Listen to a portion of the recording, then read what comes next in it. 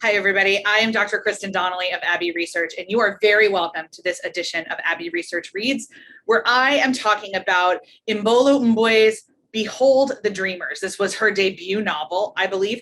It's about a Cameroonian immigrant family who end up in New York and their story and how it all goes. Before I get to anything else, I am probably going to spoil this a little bit. In fact, I know I am, because I want to talk about the whole arc of the entire story. And I loved this thing. I inhaled it.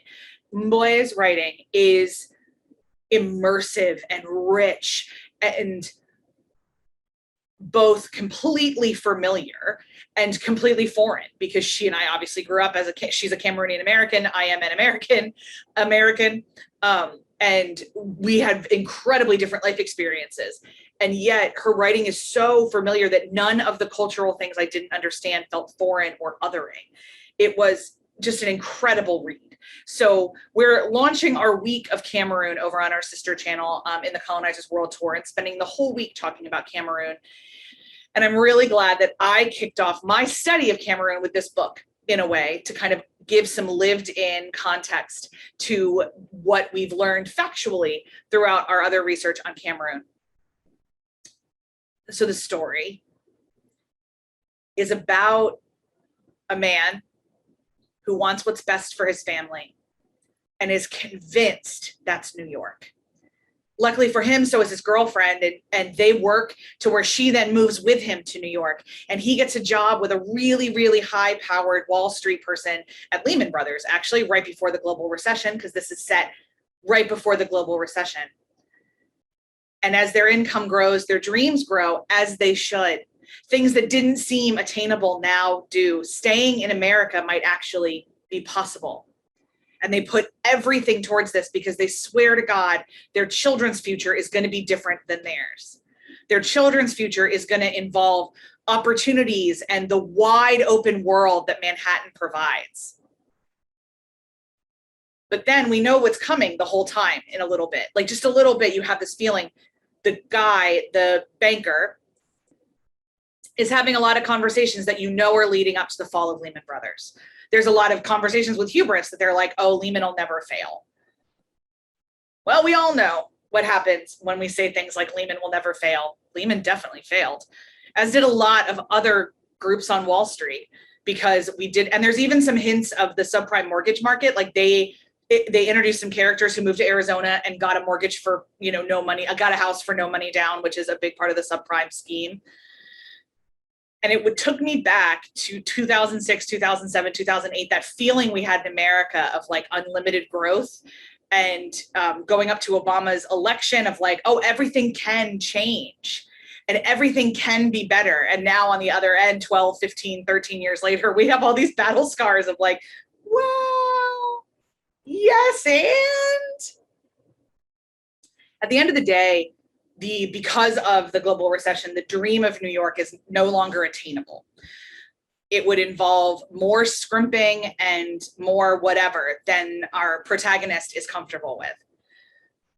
And so he decides to move his family back to Cameroon, entirely against the consent of his girlfriend, by the way. Literally entirely against the consent. Some of the gender stuff, they still go, though, by the way, and she, sucks it up and cries the whole flight home and everything else. Some of the gender dynamics in this were fascinating. The little bit I know about Cameroon, this is, obviously it's written in own voices. This is incredibly honest about how gender works, how marriage works. There's conversations between the rich guy and our protagonist, which, by the way, I'm not using names, not because I don't remember them, but because I don't want you to get lost in the names. That makes sense. That's why I'm doing titles. I try to do this a lot with some of my fiction reviews, by the way, if this is your first time seeing me. So the rich guy asks a lot of questions and wants to get to know the man who is now his chauffeur, our protagonist. And they talk a lot about marriage, because the rich guy's marriage is pretty crappy. In fact, kind of as we go on and there's no more money for the lifestyle that his family has become accustomed to,